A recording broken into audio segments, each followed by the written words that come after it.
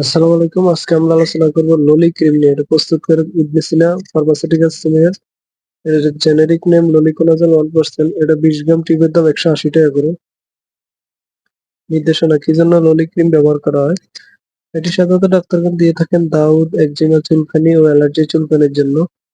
এছাড়াও tinea pedis, tinea cruris, tinea corporis, trichophyton, rubrum, epidermophyton, floccosum দ্বারা সৃষ্ট topical চিকিৎসার জন্য দেওয়া হয়।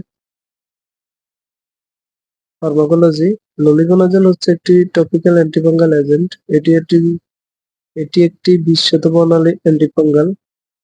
এটি ল্যানোস্টেরল ডিমিথাইলেজ এনজাইম বন্ধের মাধ্যমে ফাঙ্গাল সেল মেমব্রেনের একটি গুরুত্বপূর্ণ উপাদান আরগোস্টেরল সিনথেসিস বন্ধ করে দেয়।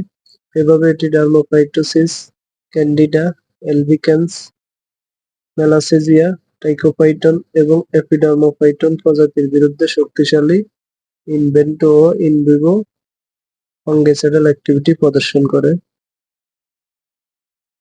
মাত্রা সেবন বিধি: ললিক্রিম ডাক্তারগণ সাধারণত দিনে একবার দিয়ে থাকেন। এছাড়াও চিকিৎসকের পরামর্শ অনুযায়ী সেব্য। পার্শ্বপ্রতিক্রিয়া: সাধারণত ত্বকের কন্টাক্ট ডার্মাটাইটিস ও সেলুলাইটিস হতে পারে। ক্লিনিক্যাল ট্রায়ালে অ্যাপ্লিকেশন সাইট রিঅ্যাকশন 1% এরও কম লক্ষণীয়। গর্ভাবস্থায় স্তন্যদানকালে: গর্ভবতী মহিলাদের ক্ষেত্রে ললিকোনাজল ক্রিমের পর্যাপ্ত সুনিয়ন্ত্রিত গবেষণা নেই।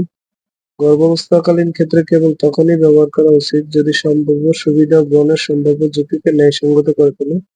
ললিকোনাজল মাতৃদুগ্ধে নিঃসৃত হয় কিনা তা জানা যায়নি। যেহেতু অনেক ওষুধ মাতৃদুগ্ধে নিঃসৃত হয়, তাই বুকের দুধ পান করানো মায়েদের ক্ষেত্রে অবশ্যই চিকিৎসকের পরামর্শ নিয়েই ব্যবহার করতে হবে। সতর্কতা: ললিকোনাজল ব্যবহারে অ্যালার্জির ক্রিয়া দেখা দিলে ব্যবহার বন্ধ করে দিতে হবে এবং অবশ্যই চিকিৎসকের পরামর্শ নিতে হবে। Therapeutical class: miscellaneous topical agent. সংরক্ষণ: 30 ডিগ্রি তাপমাত্রার নিচে, শিশুদের নাগালের বাইরে, আলো থেকে দূরে, শুষ্ক স্থানে রাখুন। এছাড়াও যে কোনো মেডিসিন ব্যবহারের পূর্বে অবশ্যই ডাক্তারের পরামর্শ নিয়েই ব্যবহার করবেন। নিজে নিজে ভিডিও দেখে বা ডাক্তারের পরামর্শ ছাড়া কোনো ওষুধ ব্যবহার করবেন না। অবশ্যই ডাক্তারের পরামর্শ নিয়েই যে কোনো ওষুধ ব্যবহার করবেন। ধন্যবাদ।